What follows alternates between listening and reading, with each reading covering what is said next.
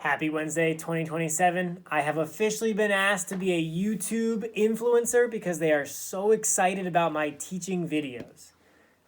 Definitely going to pause there for a chance for you to laugh, and hopefully you don't believe that that's actually true. Today we're going to go over our PDN really fast, then we're going to read about a third person who had an impact on history so that we can then use that information to write an essay later on this week. What? I'm still having you write an essay? Of course I'm having you still write an essay. That's the only thing I have you do. That's my job, to make sure you're good writers. Today we're going to start with question number 1. It says if someone says you're throwing money down the drain, what do they mean? The correct answer choice for that is choice C. Throwing money down the drain would be a total waste of your money. So it makes the most sense that you're wasting your money is what they would mean. Then we're on to question number 2. Which says, when someone says my brother is a rat, what do they mean? Not exactly the best idiom to be using at this time, but obviously your brother is not small and furry. Obviously your brother does not have bad teeth, and obviously your brother is not an actual rodent, so it just means your brother is nasty. You would use this if your brother had done something to you that you didn't really like. Not exactly the nicest thing to say, but hey, you need to know what the idiom means anyway. Hey, Finley. What do you have? A car. Do you want to show the people in the camera what you have? Yeah. Come show them. Look. Wow. What is that? A card. A card? That's crazy. Can you say hi to all the kids in the phone?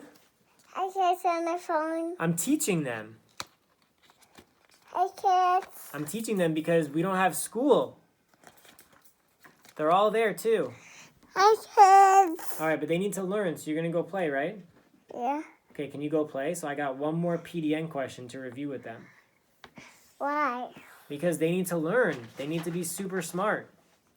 Smart? Yeah, they're really smart kids, and they need to learn how to be even smarter. Oh. Okay, now we're on to question number 3. When someone says my baby sister is a doll, what do they mean? Hopefully they don't mean their baby sister is actually a doll. That would be a little bit weird. So definitely going to take D out of that. Their baby sister really small. Their baby sister is really cute. Or they play with their baby sister. That sounds like it could be a right answer. But when it says my baby sister is a doll, it usually means that they're really, really cute. So B would be the right answer for that one. And number 4 is definitely the hardest. So I gave you a sentence to go with it. It says, I don't have to do my classwork because I'm smarter than everyone else, Bobby said. Don't be dense, his teacher replied. When something's dense, it means it's super crowded. So I think of this as their thoughts being crowded and they're not being able to think straight. So when someone says don't be dense, what do they mean? It just means choice C. You need to be smarter about it. You need to think things through before you say something or before you answer that question. Please go ahead and pause your video. Make sure you have these 4 answer choices down because I'm going to check your PDN when you submit your work. Next, I'm going to flip the phone around and hopefully it'll be right side up like yesterday, and I'm going to show you what we're going to do with our next text.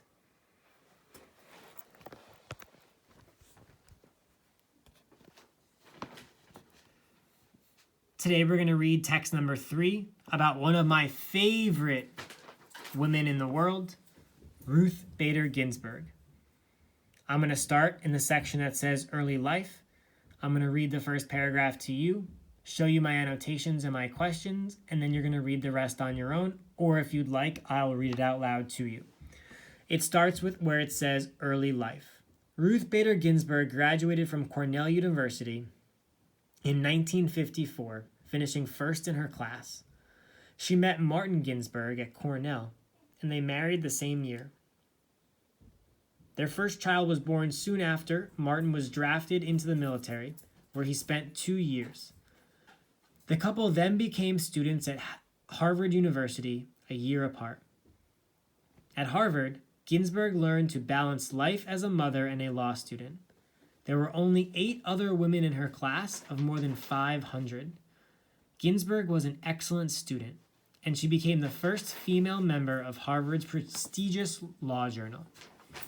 Next, you have to write the gist, which means you have to think of the 3 questions, who, what, and then where, when, or why. So my gist statement says Ruth Bader Ginsburg was one of the first female lawyers. Who? Ruth Bader Ginsburg. What? Was one of the first female lawyers. I could say when. I could say back in 1954. There's not really a why there yet. I could say where. I could say she studied at Harvard University, but I didn't feel like it was necessary to answer this gist statement. Then the first question says, which sentence best supports the idea that Ginsburg attending Harvard was unique? First, I need to know what the word unique means. We all know unique means special. So what sentence says that attending Harvard was special? A, Ruth Bader Ginsburg graduated from Cornell University in 1954, finishing first in her class. Definitely tells me why she was special at Cornell, but doesn't tell me why she was special at Harvard. Choice B, there were only 8 other women in her class of more than 500. That is something that it says right here in the text about going to Harvard University. Or C, Ginsburg was an excellent student. Yes, she was probably an excellent student, but I don't necessarily think that made her unique. I think what made her the most unique was that there were only 8 women in her class, and there were 500 kids total. That means 492 of them were men. That definitely tells me that she's unique. So I go ahead and I bold that answer. And that shows my teacher that that's the answer that I'm putting. That's our goal moving forward. I'm going to start reading with arguing for gender equality. If you do not want me to read out loud to you, that is fine. You may pause the video now, read and annotate the rest of the text by yourself, and answer the questions to submit it for me for a grade. If you would like me to read the text out loud to you, that is also fine. You may continue to listen to this video, and I will go through section by section. I'm going to start with arguing for gender equality. Martin became sick in 1956. Ruth took notes for him in classes while continuing her own studies. He eventually recovered, graduated, and joined a New York law firm.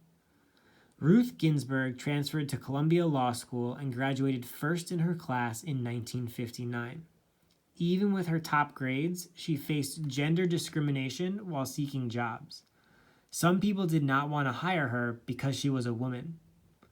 Ginsburg assisted Judge Edmund L. Pilmeri from 1959 to 1961. She taught at Rutgers University Law School from 1963 to 1972, and at Columbia from 1972 to 1980. She became Columbia's first female professor to have a permanent job offer. During the 1970s, she was the head of the Women's Rights Project for a civil rights group. She argued 6 important cases before the Supreme Court about equal treatment for women. You may go ahead and pause, write your gist statements, and annotate the text. On to the next section, on the Supreme Court. In 1980, President Jimmy Carter made Ginsburg a judge. Bill Clinton appointed her to the Supreme Court in 1993. Ginsburg is one of the more liberal judges on the Supreme Court. Liberals like change, while conservatives are more traditional. Ginsburg strongly favors equal treatment for women and workers' rights. In 1996, Ginsburg wrote the Supreme Court's historic decision in the United States v. Virginia. In this case, the court decided that the Virginia Military Institute could not refuse to admit women. In 1999, Ginsburg won the Thurgood Marshall Award for her support of equal rights. Go ahead and pause the video to annotate that section and write the gist statement. Question 2, based on the paragraph above, we can assume that President Carter and President Clinton, A, were against the equal treatment for women and workers' rights, B, were conservatives, or C, were in favor of equal treatment for women and workers' rights. Moving on to historic rulings. In 2005, Ginsburg sided with the majority in 2 important Supreme Court rulings. On June 25th, the court decided King v. Burwell. In this case, Ginsburg helped uphold an important part of the 2010 Affordable Care Act, also called Obamacare. The ruling was a big victory for President Barack Obama. It made the act hard to undo. On June 26th, the Supreme Court made another historic decision in Obergefell v. Hodges. This case made same-sex marriage legal in all 50 states. Ginsburg is said to have played a big part in the decision. During the case, she challenged arguments against same-sex marriage. Which selection from the article best helps the reader understand an important belief of Ginsburg's? Which selection from the article best helps the reader understand an important belief of Ginsburg's? A. Ginsburg strongly favors equal treatment for women and workers' rights. B. In 1996, Ginsburg wrote the Supreme Court's historic decision in United States v. Virginia. In 2005, Ginsburg sided with the majority of two important Supreme Court rulings. Or during the case, she challenged arguments against same-sex marriage. And last, your 2 CER responses for your exit ticket. Question number 4, name one important Supreme Court case Ginsburg was a part of. And question number 5, what impact did Ruth Bader Ginsburg have on history? Write a full CER response for both for credit. You can submit both of them through Google Classroom to me, and I can look at your CER responses to make sure your evidence and your reason are strong. Thanks for joining us again today on Wednesday. I look forward to seeing you tomorrow when we'll get to put together our Venn diagram. And make sure you get a chance to go outside today and stretch your legs. We miss you, we hope you're learning a lot, and we'll definitely see you soon.